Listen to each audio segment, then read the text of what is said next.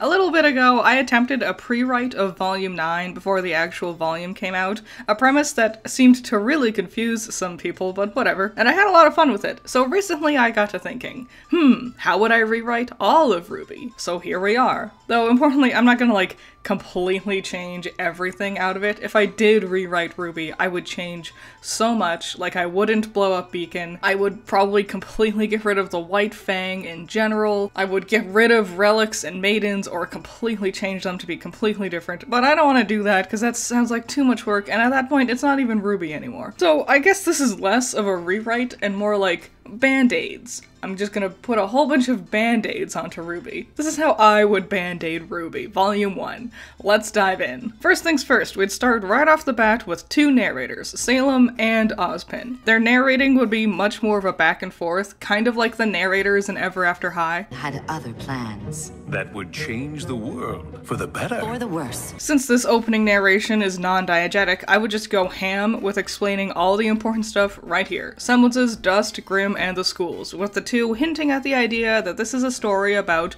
real magic. And then we transition to the Dusk Till Dawn. Here, the first thing we see is Ruby Rose using her super speed to run away from the building, and the shopkeeper is calling her a thief. Yes, that's right, our simple soul is also a petty magazine stealer. Ooh. Ruby would say something along the lines of, "The Schnee Desk Company already empties my pockets with their crazy desk prices. There's no way I'm dropping 30 lien on one magazine." Primarily, A, to establish what the cost of currency would be. 30 lien is considered pricey for RWBY. It's not super important in the long run to know these things, but it is nice to establish these ideas, right? And B, RWBY doesn't like the Schnee Desk Company because of its overpriced monopoly on dust. Then there'll be natural conflict between her and Weiss later in the forest. And finally C, our simple soul has room to grow. But also, when RWBY decides to do things like steal an airship or overthrow a government, we can trace that rebellious line of thinking here to her earliest, pettiest crimes. Anyways, Roman and his goons bumps into her and she sees them hold up the shopkeep she just stole from. Conflicted because she sees that they are very bad people stealing a key resource for huntresses, but also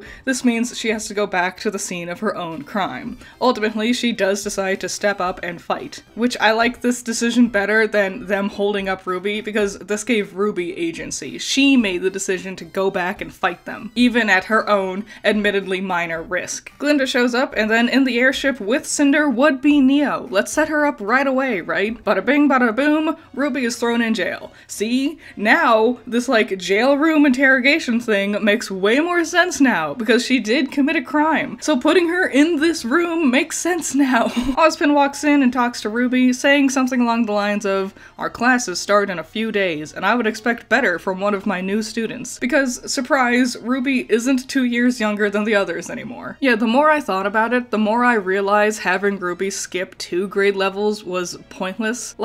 At most, it establishes that she's incredibly competent and capable at fighting, but we can also just plainly see that by watching the show. Skipping 1 grade level is a pretty huge feat. Skipping 2 seems actually unreasonable, and after this first episode, it's never brought up ever again that she's 2 years younger than the others, so screw it. RWBY is just also 17. She can still act cute and whatever, even as a 17-year-old. Yang can still act like a mature, protective figure, even if they're the same age. How did this happen? I don't know, maybe Ty, Summer, and Raven were in a polyamorous relationship. Why not? Anyways, Ozpin lets RWBY off easy because she did do what a huntress should do and step in to stop the baddies. But now he has his eyes on her to make sure she doesn't stir up more trouble. So now this way, he has more incentive to give RWBY and Juniper more attention, other than just, I know your parents and you're obviously the protagonists of the story. Like there's a personal reason that now also has stakes for RWBY. She has already gotten in trouble once.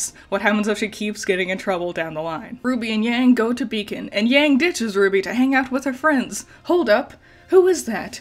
The shadows! They're changing! Oh my god, it's actually Ren and Nora. Yeah, if Yang is going to have a crew of friends she's willing to ditch RWBY with, let's just make them Ren and Nora. This way, everyone from Juniper will have some personal connection to a member of Team RWBY, so their unified friendship will feel more natural afterwards. Yang hangs out with Ren and Nora, Weiss admires and instantly starts chatting up Pyrrha, and RWBY befriends Jean right away. Also, this way, at the end of the volume, Blake and her insistence on isolating isolating herself will hit even harder because she's never gotten too close with anyone else beforehand. I would change very little from here to the end of the Emerald Forest. They go, they land, they all team up, fight the monsters, and become teams Juniper and Ruby. The biggest thing I'd change is have Weiss agree to work with Ruby, but not do her whole "I will try to be nicer" thing. So then the conflict with the badge and the burden doesn't feel like a step backwards for her. Speaking of, the whole middle of the volume is where I do the most changing, so strap in. I am taking the badge and the burden plotline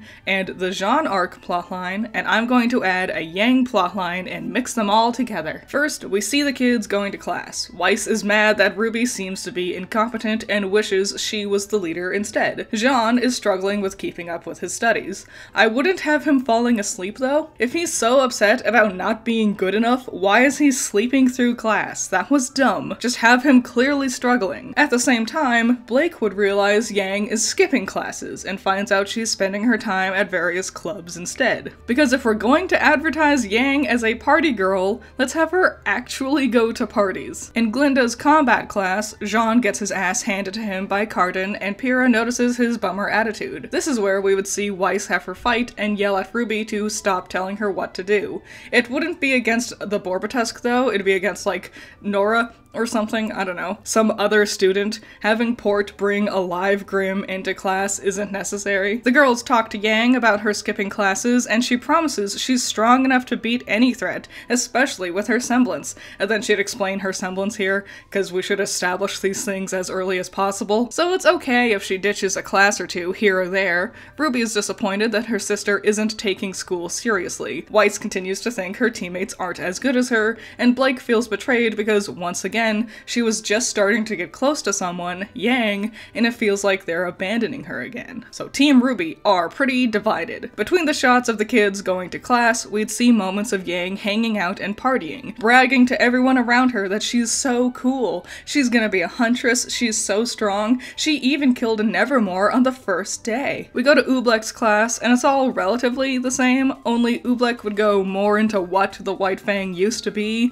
versus what it currently is, to better set up for the finale and also the rest of the White Fang stuff while at Beacon. And also he would talk about how the White Fang is just a smaller faction, and he talked about how there are many other Faunus groups who are fighting for equal rights. Maybe even name drop Gira and Kali. Also the back and forth with Blake, Pyrrha, and Cardin would be the same, except Pyrrha would get the last line of, "Perhaps if he'd paid attention in class, he wouldn't have been remembered as such a failure." So then, when they're in Forever Fall, it makes more sense why Cardin would have such a grudge against Pyrrha, even though Blake totally burned him way more than anything Pyrrha did. At the end of class though, Cardin would say something rude to Pyrrha like, "You better watch your back, know-it-all." Oobleck would also stop Ruby on her way out and ask her about Yang, telling her as leader she needs to keep her teammates in line. Their actions also reflect on the others in their team. Ruby is downcast. Pyrrha confronts Jean on the roof, and we're going to cut out the faked transcripts thing. He can just be bad at fighting. His family has a huge, impressive lineage of huntsmen. It would make no sense he'd not know semblances or how aura worked or things like that. It'd make no sense for him to feel the need to forge transcripts. Wouldn't his family be all for him training for this? Wouldn't the school be all on board for accepting more family members from this prestigious line of huntsmen? Just have him be a slower learner. Some people just struggle with school. It happens all the time. Weiss tells Ruby she doesn't think she's a good enough leader. Ozpin says the thing. "I've made more mistakes than any man, woman, and child on this planet." But also says that he's already seeing growth from that magazine thief he first met. Maybe Ruby can help her teammates to grow with her. Ruby has newfound hope.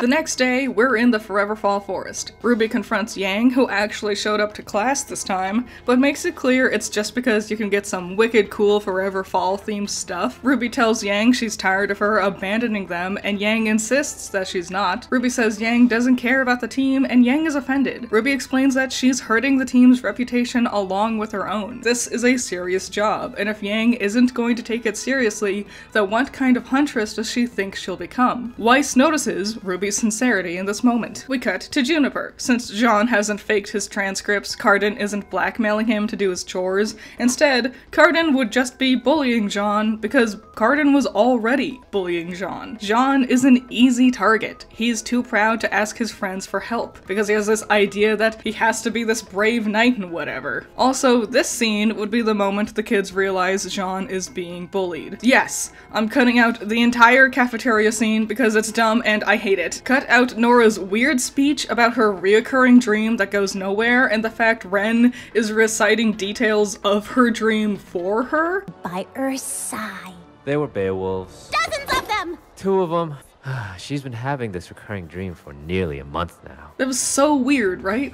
Cut out the heroes sitting around and doing nothing while a girl gets hate crimed in front of them, and cut out the fact that they all know John is being bullied by Carden and they just aren't doing anything to help him. Seriously, why are you walking away? Why are you letting him get bullied? Say something, help your friend. So yeah, the idea would be between the moments of the kids when they were going to class, just like how we would see the Yang partying scenes, we would see these moments of Carden bullying John. Here in Forever Fall, his teammates would notice and stand up to Carden, where, with his team's backup, John stands up to Carden and throws jam at him. It attracts a small pack of Ursa, including an Ursa Major. The students suddenly have to fight off the Ursa, including Team RWBY. Here, we'd see Yang is out of practice. It looks like she skipped a few too many classes and is a bit rusty. She gets knocked over, her aura shimmers, and RWBY has to swoop in to save her. RWBY, however, is kind to Yang afterwards, saying that she's more than happy to help Yang get back into the groove of things, so long as she agrees to come to class. Yang agrees,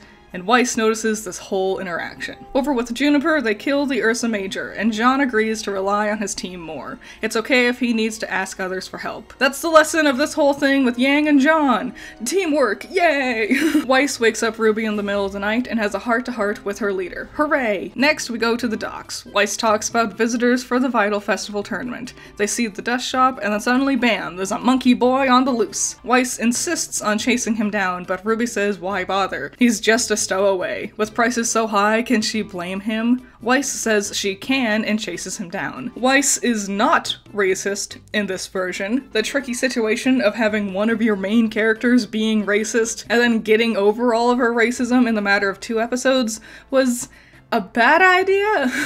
Instead, Weiss is like the paragon of right and wrong. Think of Adia from Bravely Default. Weiss has a simplistic black and white view of the world. Yes, that pun is intended. The bad is bad, the good is good, and there's no wiggle room for her. And yes, it's because she's privileged. In her mind, upholding every law is not only something her beloved grandfather fought so hard to protect, but also she could see no reason why anyone would choose to break the law. Because to her, money is never an issue. See that thing with RWBY from the beginning, stealing a magazine? To Weiss, that would be an ultimate crime because every law should be upheld, and she wouldn't understand why someone who would be struggling monetarily might want to steal something. Do you see? And now it plays into parallels with each other, and they can talk to each other about this sort of thing, and they can both grow more together with this. Anyways, the give chase. Weiss bumps into Penny, RWBY makes fast friends with her. With Penny's dialogue, I would have her actually drop the word maiden, say something like,